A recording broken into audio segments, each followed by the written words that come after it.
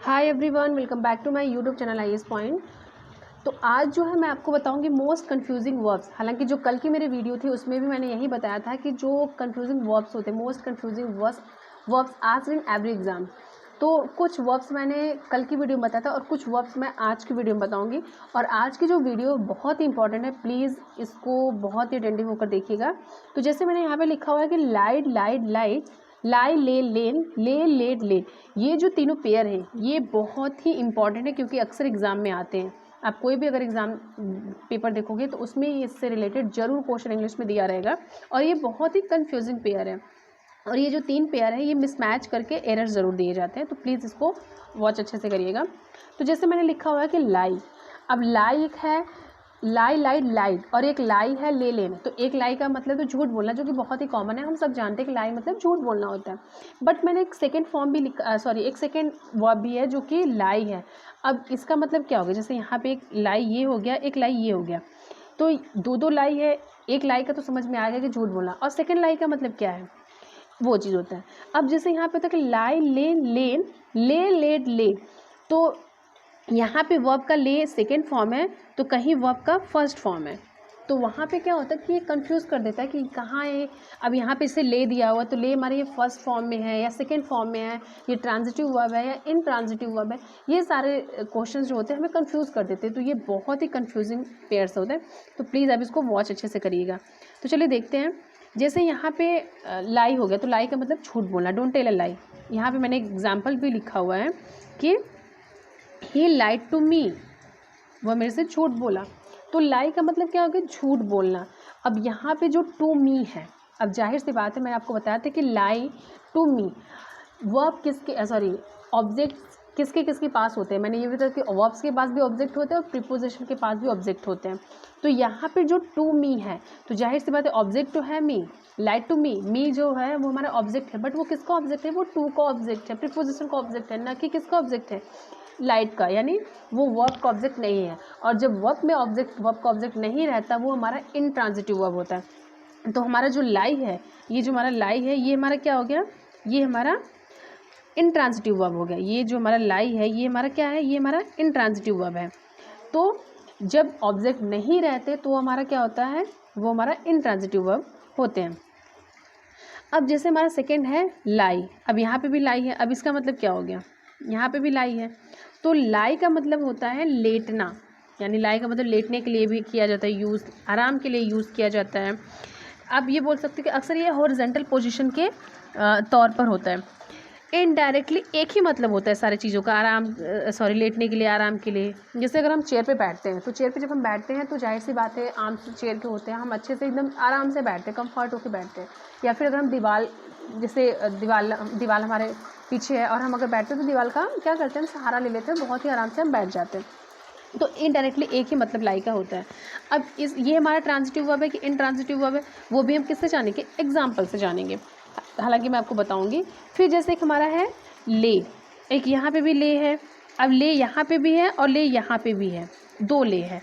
तो एक लाई का सेकेंड फॉर्म ले है और एक ले खुद ही वर्ब का फर्स्ट फॉर्म है। तो जो वर्ब का फर्स्ट फॉर्म है ले का मतलब होता है लेटाना, जो कि ट्रांजिटिव वर्ब है। यहाँ पे मैं आपको बता दूं कि दोनों जो लाई है वो हमारा इनट्रांजिटिव वर्ब है और ये जो ले है ये हमारा ट्रांजिटिव वर्ब है। कैसे है कैसे नहीं है ये तो मैं हालांकि जब एग्जाम्पल्स आपको बताऊंगी तो उसमें मैं आपको समझाऊंगी। तो जो हमारा ले है, ले का मतलब सिर्फ लेटाने के लिए नहीं होता, ले का मतलब बैठाने के लिए, लेटाने के लिए, किसी चीज़ को कहीं रख देने के तौर पे भी यहाँ आता है, या अंडे देने के लिए भी ले का यूज़ किया जाता है। आपने सुना होगा ना, पोल्ट्री ले एग्स। तो ले का मतलब बहुत चीज़ों से होता है, मतलब यही होता है। जैसे कि आप बोल सकते हो कि ये हमारा लेटाने के लिए भी होता है, अंडे देने के लिए भी यूज़ किया जाता है, और इसका मतलब ये भी होता है, जैसे कि बैठाने के लिए भी होता है, या फिर किसी भी चीज़ को सही जगह पे रखने के लिए भी होता है ले। तो ये हमारा ट्रांजिटिव वर्ब है। अब कैसे है कैसे नहीं है ये तो हालांकि जब मैं आपको बताऊंगी। तो जैसे हालांकि मैंने आपको यहाँ पे बता दी कि ही लाइड टू मी, इसका मैंने आपको बता दिया कि ही लाइड टू मी मतलब कि वह मेरे से झूठ बोली। तो यहाँ पे ये हमारा इनट्रांजिटिव वर्ब है। क्यों, क्योंकि इसके पास ऑब्जेक्ट नहीं है, इसलिए हमारा इनट्रांजिटिव वर्ब है। जैसे हम लोग बोलते हैं डोंट टेल अ लाई, तो इसके पास लाई के पास क्या है, कोई ऑब्जेक्ट ही नहीं है। जब ऑब्जेक्ट नहीं रहेगा तो जाहिर सी बात है वो हमारा ट्रांजिटिव वर्ब होगा ही नहीं, तो ये हमारा इनट्रांजिटिव वर्ब है। अब जैसे यहाँ पे लिखा हुआ है मैंने कि दे ले, सॉरी यहाँ पे मैंने स्पेलिंग गलती लिख दिया है, गलत हो गया स्पेलिंग। यहाँ पे रहेगा कि दे ले द टेबल फॉर डिनर, दे ले the table for the dinner, यहाँ पे दे ले the table for the dinner रहेगा। तो यहाँ पे जैसे यही है कि दे ले द टेबल फॉर डिनर। अब दे ले द टेबल फॉर डिनर ये हमारा क्या, अब जाहिर सी बात है दे हमारा सब्जेक्ट हो गया, ले हमारा वर्ब हो गया, और द टेबल हमारा क्या है, हमारा ऑब्जेक्ट है। तो ये हमारा ले के तुरंत बाद क्या आया है, ले के तुरंत बाद हमारा ऑब्जेक्ट आया है, यानी ले का ऑब्जेक्ट क्या है, हमारा द टेबल है, यानी हमारा ऑब्जेक्ट है। तो और जब ऑब्जेक्ट है तो जाहिर सी बात है ये हमारा क्या हो जाएगा, ट्रांजिटिव वर्ब हो जाएगा। अब यहाँ पे अब ये कन्फ्यूज़न होता है कि ले हमारा ये है, यानी ले हमारा ये आया है, या ले हमारा ये आया है। अब दोनों में कन्फ्यूज़न हो गया। तो मैंने आपको बताया कि लाई जो हमारा ये हमारा इंट्रांजिटिव वर्ब होता है, और इंट्रांजिटिव वर्ब में कोई ऑब्जेक्ट नहीं होता है, और ले जो होता है वो हमारा ट्रांजिटिव वर्ब होता है। तो जाहिर सी बात है यहाँ पे हमारा ले मतलब यहाँ पे लेटाना। अब यहाँ बोले कि टेबल कौन सा लेटने जाएगा, ठीक है। तो मैंने आपको ये भी बताया कि ले का मतलब सिर्फ बैठाने या लेटाने से मतलब नहीं होता, ये भी होता है कि किसी भी चीज़ को सही ढंग से कहीं रख देने के तौर पे भी ये आता है। तो दे ले द टेबल फॉर डिनर, यानी वे टेबल तो यहाँ पे खुद जाएगा नहीं कि वो टेबल जा करके वहाँ बैठ जाएगा कि उसके पास पैर है वो अच्छे से चला जाएगा, नहीं। उसने क्या किया, वे सब क्या किए, डिनर के लिए टेबल को रखा, यानी सही ढंग से रखा। उसको फेंक तो देंगे नहीं उसको, सही, और ये भी नहीं उसको चाहे जहाँ भी रख देंगे। तो उन्होंने उस टेबल को सही जगह पे रखा, इसलिए ये हमारा क्या हो गया, ये हमारा ट्रांजिटिव वर्ब हो गया। क्यों, क्योंकि इसके पास डिनर है, सॉरी इसके पास हमारा ऑब्जेक्ट है, इसलिए हमारा ट्रांजिटिव वर्ब हो गया। और ये हमारा यहाँ पे जैसे वे सब टेबल को सही ढंग से रखें, तो ये हमारा जो तीसरा मैंने लिखा हुआ है ये हमारा ये यूज़ होगा ले, तो ये हमारा ट्रांजिटिव वर्ब हो गया। अब सेकेंड जैसे मैंने यहाँ पे जैसे मैंने लिखा हुआ है कि put your hands up and lie your weapons, put your hands up and lie your weapons. अब यही हमारा सेंटेंस सही है या गलत है, या तो हालांकि बाद में पता चलेगा कि हमारा सही है या गलत है। हम ये देखते हैं कि पहले हमारा ट्रांजिटिव वर्ब है या फिर इंट्रांजिटिव वर्ब है। तो यहाँ पे जैसे कि put your hands and lie your weapons, sorry यहाँ पे लाई योर वेपन्स डाउन रहेगा, जो कि मैंने नहीं लिखा हुआ है कि line put your hands up and lie your weapons down, यानी अपना हाथ ऊपर करिए और अपने वेपन्स को नीचे रखिए। तो अब यहाँ पे हम देखेंगे ट्रांजिटिव है कि इंट्रांजिटिव है। तो ठीक है, यहाँ पे से दो सब्जेक्ट है, put your hands up and lie your weapons down. तो लाई योर, तो यहाँ पे तो ठीक है ऑब्जेक्ट है, लाई योर ऑब्जेक्ट, जाहिर सी बात है ये ऑब्जेक्ट है यहाँ पे, बट ठीक है यहाँ पे तो पता चल गया कि यहाँ पे ऑब्जेक्ट है, एक हो गया। लेकिन यहाँ पे लाई है। अब लाई का मतलब क्या होता है, लाई का मतलब एक झूठ बोलना होगा। तो यहाँ पे तो जाहिर सी बात है, आप सेंटेंस से भी देख सकते हो, put your hands up and lie your weapons, weapons झूठ बोलेगा, ऐसा समथिंग तो कुछ है नहीं, तो झूठ बोलने के सेंस में रहा नहीं। फिर सेकंड हमारा एक और लाई होता है। तो लाई का भी मतलब क्या होता है, आराम के लिए होता है, लेटने के लिए होता है। तो क्या वेपन्स आराम करने के लिए बोला जा रहा है, नहीं, यहाँ पे वो भी नहीं होगा। तो ठीक है यहाँ पे तो, और हमें ये भी पता है कि लाई हमारा इंट्रांजिटिव वर्ब है, लाई के पास हमारा तो वर्ब सॉरी ऑब्जेक्ट होते नहीं है। तो यहाँ पे क्या लगेगा, तो ये तो जो ऑब्जेक्ट है वो, जैसे कि अगर हम कुछ और करेंगे, जैसे हमारा जो लाई होता है LIE, तो उनके पास ऑब्जेक्ट नहीं होते हैं, हमें पता है। ऑब्जेक्ट होते हैं तो किसके पास होते हैं, वो हमारा प्रीपोजिशन के पास होते हैं। तो हम यहाँ पे कंफ्यूजन हो जाता है कि यहाँ पे हमारा लाई क्या है क्या नहीं होगा। तो और ये भी है कि जो वेपन्स हैं वो खुद से नीचे नहीं होंगे कि हाँ खुद से हथियार जो है वो नीचे हो जाएंगे, नहीं, ऐसा ये भी नहीं है। तो यहाँ पे क्या होगा, तो यहाँ पे जो होगा put your hands up and lie your weapons, ये अक्सर बहुत सारे एग्जाम में आते हैं और ऐसे रिलेटेड बहुत सारे क्वेश्चन आते हैं जो हमें कंफ्यूज कर देते हैं कि यहाँ पे हमारा लाई भी है, और लाई हमें ये भी पता है कि ये हमारा इंट्रांजिटिव वर्ब होते हैं, इसमें तो ऑब्जेक्ट भी नहीं होते इसके पास, बट यहाँ पे ऑब्जेक्ट भी है, तो ये ट्रांजिटिव है या फिर इंट्रांजिटिव है, यहाँ पे लाई होगा या क्या होगा। तो अक्सर ये क्या होते हैं, ये सब एग्जाम में बहुत आते हैं, जो कि हमें क्या होता है, हम वहाँ पर कन्फ्यूज हो जाते हैं हमें लगाना क्या है। तो चलिए ध्यान से देखते हैं फिर से, put your hands up and lie your weapons. तो यहाँ पे इसे मैंने सही करके लिखा हुआ है कि put your hands up and lie your weapons down, यहाँ पे मैंने ये लिखा हुआ। तो अब आप ये बोलेंगे कि ले क्या है, जी ले हमारे यहाँ पे ले ही रहेगा। क्यों, क्योंकि हमारा ले का मतलब होता है खुद सही जगह पे रखना, नीचे रखने के लिए बोला जा रहा है। तो यहाँ पे झूठ बोलने के सेंस में नहीं बोला जा रहा है लाई, या फिर उसके बाद आप आराम करने के लिए उसको नहीं, वो खुद से नहीं जा रहा है, उसको आप रख रहे हो, उसको आप लेटा रहे हो, मतलब नीचे रखवा रहे हो। तो put your hands up and ले योर वेपन्स डाउन, तो वहाँ पे हमारा ले लगेगा ना कि लाई लगेगा। और ये बहुत सारे एग्जाम में आए हुए भी है क्वेश्चन जो कि लाई करके दिया रहता है, बट हमें वहाँ पे क्या लगाना रहता है, ले होता है। आप ये भी बोल सकते हो put your hands up and lay down your weapons, ये भी होता है। हालांकि ये एडवर्ब्स में देख लेंगे, दोनों बात जायज़ है। तो यहाँ पे क्या होगा, लाई की जगह पे ले होगा, यहाँ पे लाई की जगह पे हमारा ले होगा। अब यहाँ पे आप बोलेंगे ले क्यों, हम लेट भी तो लगा सकते हैं, लेज भी तो लगा सकते हैं। तो मैं आपको बता दूं कि प्रेजेंट जो हमारा सेंटेंस वो प्रेजेंट में है, और प्रेजेंट में भी जैसे यहाँ पे है तो मैं प्रेजेंट ही करना चाहूँगी। तो put your hands up and ले योर वेपन्स डाउन, तो यहाँ पे हमारा ले हो जाएगा। अब जैसे मैंने लिखा हुआ है नीचे कि she led the puppy in basket, she led the puppy in the basket. अब हमारा अगर एक लेड को जैसे हम स्पेस कर देते हैं, ब्लैंक स्पेस कर देते हैं, तो हम यहाँ पे देखेंगे कि यहाँ पे है क्या, द पप्पी हमारा क्या है, ऑब्जेक्ट है, जाहिर सी बात है ऑब्जेक्ट है। तो जब ऑब्जेक्ट होते हैं तो हमारा ट्रांजिटिव वर्ब होता है।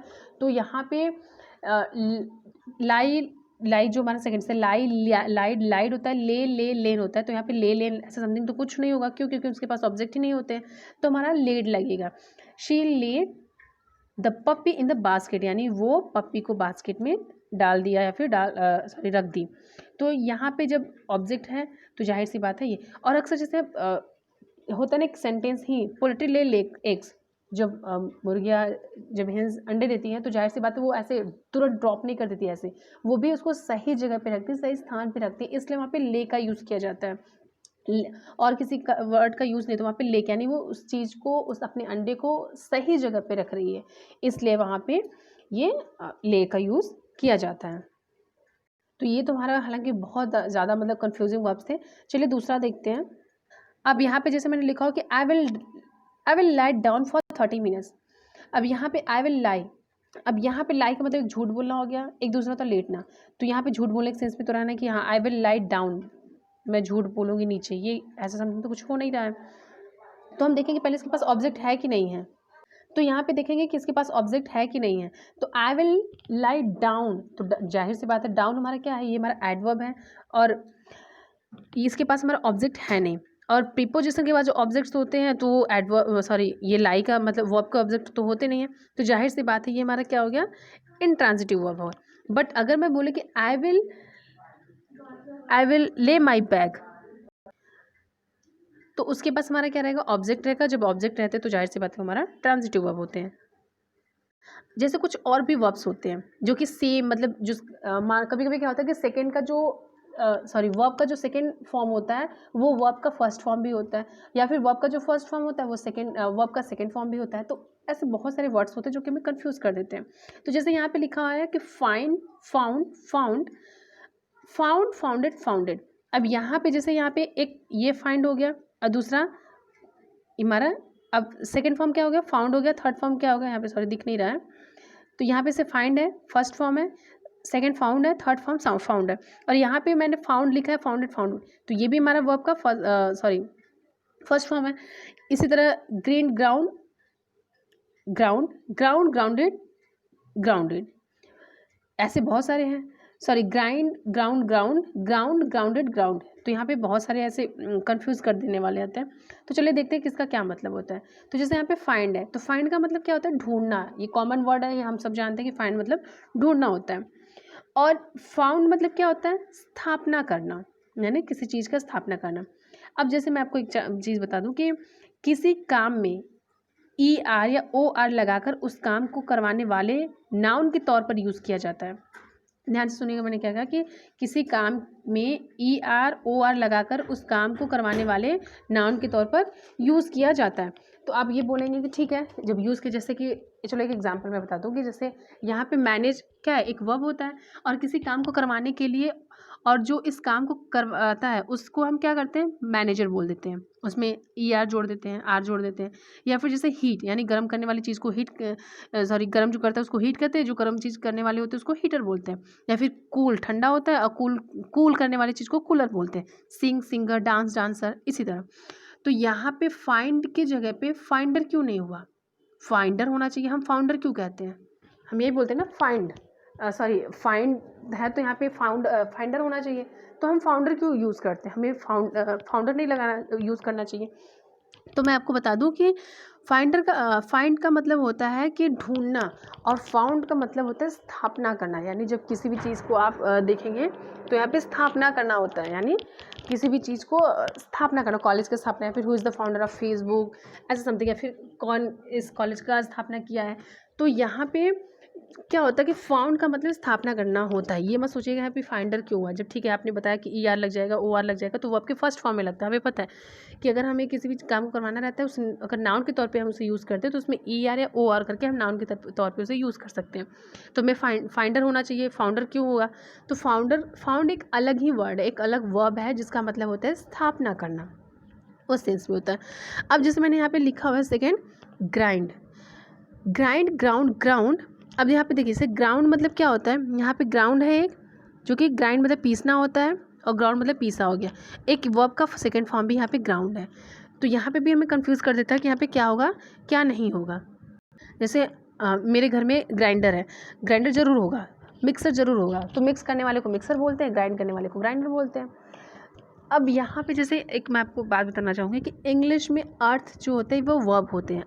अब इंग्लिश में वर्ब अर्थ होते हैं। अब कुछ लोग बोलेंगे कि अर्थ तो नाउन होते हैं। ऐसे कैसे हो सकता है कि इंग्लिश में अर्थ हमारा वर्ब है, आप ऐसे कैसे बोल सकती हो। तो मैंने ये मतलब ये भी सुना होगा आपने, और हम सब जानते हैं कि वर्ब में जो होता है कि आईएनजी का यूज़ किया जाता है। अर्थ हमारा अगर वर्ब नहीं होते हैं तो वर्ब में हम सब जानते हैं कि वर्ब में आईएनजी का यूज़ किया जाता है। तो आपने कभी ये वर्ड सुना है अर्थिंग। मैंने हमेशा ये बताया है कि किसी भी वर्ड को हम देख के ये जज नहीं कर सकते कि ये नाउन, प्रोनाउन, एडजेक्टिव, वर्ब है क्या है, जब तक कि उस वर्ड को सेंटेंस में यूज़ न किया गया हो। मैं फिर से बोलना चाहूँगी कि हम किसी भी वर्ड को देख के ये नहीं बोल सकते कि हमारा क्या है, कौन मतलब नाउन, प्रोनाउन क्या है, जब तक कि उस चीज़ को, उस वर्ड को किसी भी सेंटेंस में यूज़ न किया गया हो। तो अर्थ हमारा वर्ब कैसे हो सकता है। तो आपने अर्थिंग का नाम ज़रूर सुना होगा कि अरे यहाँ पे तो इलेक्ट्रिसिटी, यहाँ पे अर्थिंग आ रही है। तो अगर अर्थ हमारा वर्ब नहीं होता तो हमारे वर्ब में अर्थिंग कैसे हम बोल सकते, उसमें आईएनजी हम कैसे जोड़ सकते। तो चलिए ऐसे देखते हैं कि ग्राइंड मतलब क्या हुआ, पीसना होता है। तो ग्राइंड का सेकंड फॉर्म ग्राउंड होता है, और वर्ब का फर्स्ट फॉर्म भी ग्राउंड ही होता है, जिसका मतलब होता है ज़मीन, या ज़मीन में गाड़ देना, तो या फिर दफनाना, ये सब सारी चीज़ें होती हैं। तो जैसे मैंने बताया अर्थ होता है, तो ज़मीन से जब हम, हालांकि उसको मैं, एक और चीज़ होता है अर्थिन, सॉरी हाँ अनर्थ होता है। अब अनर्थ का मतलब ये अर्थ अनर्थ, वो अनर्थ नहीं, अनर्थ मतलब UNEARTH, यानी ज़मीन से जब हम कुछ निकालते हैं तब हम उसको क्या बोलते हैं, अनर्थ बोलते हैं। तो हालांकि ये सब तो अलग चीज़ें हैं, ठीक है। तो यहाँ पे मतलब हो गया ग्राउंड मतलब एक ज़मीन में गाड़ देना, दफनाना भी होता है, और ग्राउंड मतलब पीसना भी होता है। अब ये हमारे जैसे हो गया, एक मैंने यहाँ पे लिखा हुआ कि वाइंड।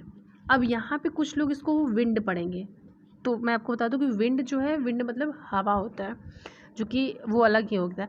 तो यहाँ पे हम इसको वाइंड पढ़ेंगे। वाइंड का मतलब होता है लपेटने के लिए, वाइंड, वुंड, वुंड, या फिर वाइंड, वाउंड, वाउंड। और एक वाउंड का मतलब होता है घाव। अब यहाँ पे देखो बहुत सारे लोग उसको वाउंड पढ़ेंगे, तो बहुत सारे लोग वुंड पढ़ेंगे। तो ये वाउंड जो है वो ब्रिटिश इंग्लिश में बोलते हैं, और अमेरिकन इंग्लिश में इसे वुंड बोला जाता है। तो हालांकि आप वुंड भी बोलेंगे तो भी कोई गलत नहीं है, अगर वाउंड भी बोलेंगे तो भी गलत नहीं है। तो यहाँ पे वुंड का मतलब, सॉरी यहाँ पे जो वाइंड है, वाइंड का मतलब होता है लपेटने के लिए, और वाउंड का मतलब होता है घाव, या फिर घाव भरना, वो चीज़ होता है। आपने अब ये जो हमारा वाइंड है ये हमारा वर्ब है। अब लोग बोलेंगे वर्ब, वाइंड या फिर WIND जो विंड होता है वो तो हमारा नाउन होता है। ठीक है, मैं आपको बता दूं कि यहाँ पे जो वाइंड है, वाइंड, आप कभी ये सुने कि पंखे की कॉपर की वाइंडिंग जरूर सुनी होगी, सुने होगे ना, पंखे की कॉपर की वाइंडिंग लपेटने के लिए, तो वाइंडिंग होता है। तो वाइंड का मतलब होता है लपेटना, लपेटने के लिए। और वाइंड का सेकेंड फॉर्म होता है वाउंड, थर्ड फॉर्म भी वाउंड होता है। और वाउंड जो है वो वर्ब का फर्स्ट फॉर्म भी होता है, जिसका मतलब होता है घाव भरना या फिर घाव। फिर से रिपीट करना चाहूँगी, फाइंड का मतलब होता है ढूंढना, फाउंड का मतलब होता है स्थापना करना। जैसे अब स्थापना करने का मतलब क्या, जैसे अगर मैं बोले कि फेसबुक के फाइंडर, अब ये नहीं बोलेंगे फेसबुक के फाइंडर कौन है, या फेसबुक के फाउंडर मार्क जुकरबर्ग को कहा जाता है, नहीं, हम लोग फेसबुक के फाउंडर बोलते हैं। क्यों? क्योंकि फेसबुक कोई मतलब ऐसे नहीं कि टूट के आ गया और हम उसको ले लिए, मतलब या फिर हमें ढूंढना पड़ा, सॉरी टूटना नहीं, ढूंढना पड़ा, ऐसा तो नहीं बोलते ना कि फेसबुक कहीं पड़ा था हमने उसको ढूंढ के ला दिया। फाइंड का मतलब होता है ढूंढना, तो यहाँ पे फाइंडर का मतलब तो ढूंढने वाला, ऐसा तो कुछ होगा नहीं। तो यहाँ पे फेसबुक कोई ढूंढा नहीं है, उसको बनाया गया नहीं, वो उसकी स्थापना किया गया है, इसलिए यहाँ पे हम फाउंडर का यूज़ करते हैं, जो कि फाउंड का मतलब स्थापना करना होता है। ग्राइंड का मतलब होता है पीसना, ग्राउंड का मतलब होता है ज़मीन, तो ग्राउंड करो, एक ग्राउंड का मतलब होता है पीसना, एक ग्राउंड का मतलब होता है ज़मीन। एक वाइंड होता है जिसका मतलब होता है लपेटने के लिए, और सेकंड फॉर्म वाउंड होता है, और एक वर्ब का फर्स्ट फॉर्म भी वाउंड होता है जिसका मतलब होता है घाव भरना। अब जैसे यहाँ पे मैंने लिखा हुआ है कि बियर बो बॉल, बेयर मतलब क्या होता है? बेयर मतलब होता है सहन करना, झेलना। एक चीज़ मैं आपको बता दूं कि इंग्लिश में वर्ब का थर्ड फॉर्म एडजेक्टिव की तरह बिहेव करता है, जिसे हम पार्टिसिपल कहते हैं, हालांकि वो चीज़ें मैं आपको बाद में समझाऊंगी। तो बेयर एक होता है जिसका सहन करना होता है, बेयर बॉन्ड। एक बॉन्ड भी होता है, BORN बॉन्ड।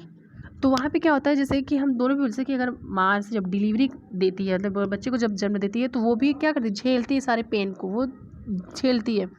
हम लोग बोलते हैं ना वी गेट बॉर्न, तो वहाँ पे BORN करते हैं जब झेलना, जैसे हम लोग बोलते हैं कि मैं तुम्हें 10 साल से झेल रहा हूँ, आई हैव बॉर्न सिंस ऐसा समथिंग कुछ, तो वहाँ पे BORNE का यूज़ करेंगे, ना कि BORN का यूज़ करेंगे। हाँ, जब आप बोलते हैं आई वॉज बॉर्न इन, जो भी आपका सन हो, जो भी आपका ईयर हो, तो वो चीज़ होता है। अब यहाँ पे जैसे होता है हैंग, हैंग्ड, सॉरी मैंने एक ही हैंग लिखा हुआ है, जैसे मैंने यहाँ पे लिखा हुआ कि हैंग, हंग, हैंग, हैंग्ड। अब दो हैंग होता है, एक हैंग का मतलब होता है टांगने के लिए भी, और वो टांगना मतलब किसी भी चीज़ को, जैसे कपड़े हो गया, सीनरी हो गया, अच्छा ये कपड़े ना आप वहाँ पे टांग दो, ये जो सीनरी ना यहाँ पे अच्छा नहीं लग रहा है, आप थोड़ा उसके ऊपर कर दो। तो हैंग का मतलब होता है टांगने के लिए, तो हैंग, हंग। और एक हैंग जो होता है वो होता है फांसी के लिए, हैंग, हैंग्ड, जो कि हम ऐसे कॉमन में बोले तो डेथ के लिए होता है। एक हैंग का मतलब हो गया टांगने के लिए, ठीक है, वो तो कॉमन है, हम टांग सकते हैं किसी भी डिश को। बट एक हैंग होता है जो कि पूरे लाइफ को ही फिनिश कर देता है, यानी मर जाते हैं वो, डेथ के लिए आप बोल सकते हो। तो आपने ये कहीं भी सेंटेंस जब पढ़ते हो तो वहाँ पे ये लिखा रहता है कि he was hang to death, he was hanged to death, तो वहाँ पे हंग नहीं लिखा रहता, वहाँ पे हैंग्ड लिखा रहता है, यानी वो फांसी पे लटकाया गया है। जब भी फांसी की अगर बात होती है तो आप स्पेलिंग आप ध्यान से देखिएगा, हैंग का मतलब लटकाना भी होता है, बट वो क्या है, हैंग लिखा हुआ है, हंग लिखा हुआ है, कि हंग लिखा हुआ है, या फिर हैंग्ड लिखा हुआ है। अगर हैंग्ड लिखा हुआ है इसका मतलब वो फांसी की बात किया जा रहा है, ना कि हंग की बात। बट अगर वहाँ पे हंग लिखा, आप ये भी मत यूज़ करिएगा अगर कहीं टांगने की बात हो तो वहाँ पे आप हैंग्ड लगा दिए। क्यों? अगर आप हैंग्ड लगा देंगे इसका मतलब वो फांसी पे लटक गया, इसका पूरा सेंटेंस का वो मीनिंग ही चेंज हो जाएगा। तो हमें ये याद रखना है, हमें ये ध्यान देना होता है कि हमें यहाँ पे यूज़ क्या करना है, हंग यूज़ करना है कि हैंग्ड। अगर फांसी की बात हो तो हम वहाँ पे हैंग्ड यूज़ करते हैं, अगर किसी भी चीज़ को टांगने के लिए बात हो, किसी भी चीज़ मतलब कपड़े, सीनरी, वॉटेवर, तो वहाँ पे हम हंग की बात करते हैं। फिर जैसे मैंने लिखा हुआ है कि सी, सॉ, सीन, सॉफ्ट। अब यहाँ पे भी देखिए सी है, सॉ है, सॉ हमारा वर्ब का सेकंड फॉर्म भी है, वर्ब का फर्स्ट फॉर्म भी है। तो यहाँ पे सी को एक तो हम कॉमन लिखते हैं, हाँ सी मतलब देखना होता है, हालांकि ये एग्ज़ाम में तो यूज़ नहीं किया जाता, बट फिर भी मैं आपको बता दूँ कि एक सॉ मतलब होता है कि वो किसी भी चीज़ को आरी से काटने के लिए हम सॉ का यूज़ करते हैं, किसी भी चीज़ को आरी से काटने के लिए हम सॉ का यूज़ करते हैं। नाउन के तौर पे सॉ जो होता है वो आरी को भी कहा जाता है, नाउन के तौर पे अगर हम देखें तो सॉ को सॉ जो आरी को भी कहा जाता है, फिजिक्स में आपने पढ़ा भी होगा, साइंस में। तो यहाँ पे सॉ मतलब होता है कि जो किसी भी चीज़ को आरी से काटने के लिए सॉ का हम यूज़ करते हैं, जैसे अभी मैंने अपनी लास्ट वीडियो में आपको बताया था वुड कटर के बारे में। तो वहाँ पे आप जैसे मैंने लिखा बोला था कि the wood cutter fail trees while his son gathered the wood, the wood cutter fail trees while his son gathered the wood. तो यहाँ पे फेल की जगह पे आप सॉ का भी यूज़ कर सकते हैं, यानी वो आरी से पेड़ को, लकड़ियों को काट रहा था। तो ये सारी चीज़ें होती हैं। तो अगर ये वीडियो अगर आपको पसंद है तो please like, share and comment करना ना भूलें। Thank you.